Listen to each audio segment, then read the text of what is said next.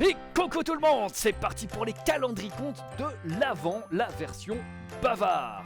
Alors tout de suite, on va se raconter l'histoire du rocher du diable et on va piocher un mot dans le grand chapeau à mots. Oui, dans le grand mot à chapeau, il commence bien, le Tipeee commence bien. Alors attention, premier mot.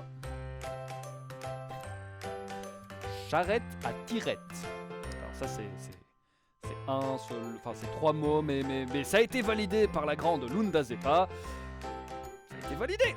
Deuxième mot, parce que je suis un dingue, moi je mets tout de suite deux mots. Ratopnu.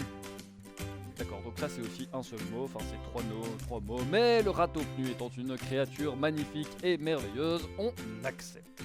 Alors c'est parti pour le rocher du diable, une version que je connais depuis quelques temps et que j'apprécie particulièrement. On y va. L'histoire, elle se passe dans une petite ville. Et dans cette petite ville, qu'on va appeler la ville de Bouboulina, tiens voilà par exemple, très bien, les gens, à cette époque-là, étaient vraiment... comment dire? Ils étaient vraiment avares. Ils voulaient de l'argent, plein d'argent, plus d'argent, tout le temps plus d'argent. Oh là là, c'était des démons de l'argent, vraiment, vraiment. Et ceux-là, ils voulaient tellement d'argent, ils voulaient tellement avoir encore et encore et encore qu'ils n'arrêtaient pas de s'enguirlander du matin au soir. Là, tu m'as fait sans doute payer 1 centime de trop. Rends-moi mon centime. Je ne te rendrai jamais ce centime. Il est à moi, je l'ai durement gagné. Bref, des T-Rex qui se prennent la tête sont moins bruyants que nos habitants de Bouboulina. Et ma foi, en fait, ça aurait pas vraiment changé grand-chose à l'histoire. Sinon, loin de là, sous une colline, le diable n'avait décidé de monter ses quartiers, voilà. Oui, le diable habitait là, sous cette colline, et le diable commençait à en avoir sacrément marre des habitants de Popolina, parce que le diable aimait faire une chose, la sieste. Et comment tu veux faire la sieste quand des types je peux pas dire ce mot parce que c'est dans l'esprit de Noël et que c'est pour tout public, mais quand des types s'enguirlandent là et se crient dessus du matin au soir. Alors un jour, le diable, il en a marre. Le diable, il hurle comme ça. Je vais me débarrasser des habitants de Bouboulina, oui. Et je vais m'en débarrasser avec ceux qu'il convoite le plus. Et le diable, là-bas, sous sa colline, il commence à assembler un rocher, un énorme rocher. Et dans ce rocher, il met de l'or, il met des pierres précieuses, des rubis, des saphirs, des diamants, des émeraudes, des grenades, des lapis lazuli, enfin bref, tout le dico des pierres précieuses y passe, et encore de l'or, tiens, et de l'argent, et tu veux du mithril, bah tiens, voilà du mithril, pam, pam, pam, pam, pam. Il fait un énorme rocher, puis il met ce rocher sur une charrette à tirette. Ouh, il a réussi à placer le mot. Quel talent! Et il prend la direction de la colline, du haut de la colline. Pour... Allez, je suis sûr que derrière votre aigron, vous trépaillez, trépignez, vous trépignez d'envie de le dire. Allez, dites-le, qu'est-ce qu'il va faire? Il va détruire Bouboulina. Exactement, le diable a prévu de lâcher l'énorme rocher du haut de la colline, et ensuite le rocher rasera Bouboulina, les habitants, voilà, pouf, pouf, pouf, et le diable pourra faire sa sieste tranquillement.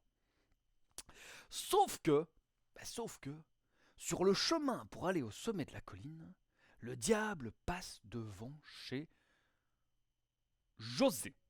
J'ai dû trouver un nom en vitesse, ce sera José. José, un vieil ermite. Et José, le vieil ermite, il voit le diable passer là avec sa charrette et son énorme rocher. Il comprend ce qui va se passer.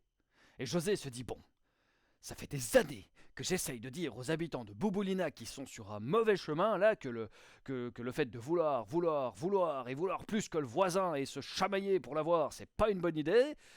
Je crois que je tiens là quelque chose. Et je crois que si je ne fais rien, je serai le seul ermite à des kilomètres à la ronde, mais j'aurai aussi plus de ville où aller acheter le vin de groseille que j'adore. Bon, il faut que je fasse... oui, je sais. Le vieil ermite, il vient trouver le diable. Hé, le diable, salut, moi c'est José.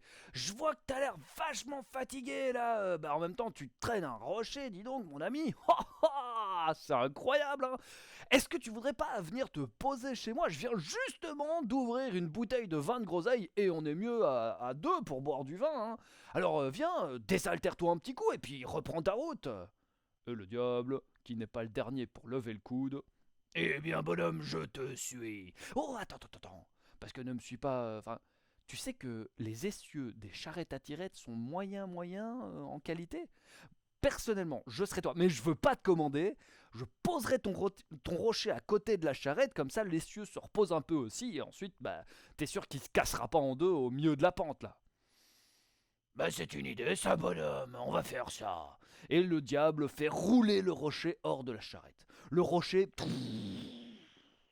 s'enfonce profondément dans la terre. Puis le diable, il va chez José, il écluse un peu, et il est prêt à reprendre sa route. Là, il attrape le rocher et...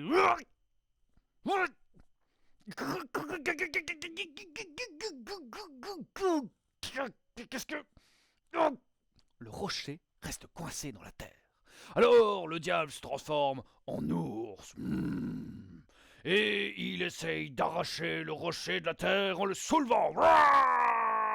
Rien. Il se transforme en lion, essaye d'arracher le rocher de la terre en le griffant. Rien. Il se transforme en aigle. Et il pique du haut des cieux pour essayer d'arracher le rocher de la terre en le soulevant avec ses serres. Rien du tout, il se transforme en râteau pnu. Ouh, il a réussi à placer le mot. Quel talent! Et il essaye de creuser un tunnel en dessous du rocher pour que le rocher s'affaisse ensuite et puis qu'il puisse le retirer. Rien du tout. Et il se transforme, pendant toute la nuit. Mais rien, il n'arrive à rien. Et quand l'aube pointe le bout de son nez, José l'ermite vient trouver le diable. Bon, Satan, ok, je t'ai joué un petit tour là, mais écoute, je pense que je vais pouvoir faire quelque chose pour tes problèmes de sieste. Alors si tu veux bien, rentre chez toi et moi, je m'occupe du reste. Bon, le diable, il est crevé, donc il dit d'accord, il disparaît, grande gerbe de flamme, tiens. Il s'en va. José, lui, il va trouver les habitants de Bouboulina. Et il commence par « Bon, est-ce que vous savez que votre avarice a failli vous coûter la vie? Suivez-moi !» José emmène les habitants de Bouboulina, il leur montre le rocher. Et il leur explique ce qui s'est passé et ce à quoi ils ont échappé, surtout. Là, les habitants, ils sont un petit peu abasourdis. Ils réfléchissent et ils décident de prendre un autre tournant dans leur vie. Et on raconte que depuis ce jour-là, dans la ville de Bouboulina, les gens sont serviables, sont généreux, sont bienveillants, qu'ils rient, qu'ils chantent ensemble, mais que tous les jours, entre 16h et 17h, plus un bruit, car le diable fait sa sieste et qu'il est toujours bon de laisser ses voisins faire leur sieste tranquillement. Et voilà qui termine la première histoire de Bavard dans l'événement du calendricon de l'Avent. Alors, on se retrouve dans 2 jours pour une autre histoire, pour une deuxième histoire. Et ce sera, à mon avis, ce sera l'histoire de la fille sans nom. Ouais, une histoire qui va nous emmener chez les Amérindiens. Alors, je n'ai aucune idée de la tribu, mais ce sera vraiment cool aussi. Voilà, je vous dis bisous, à bientôt et vive Noël!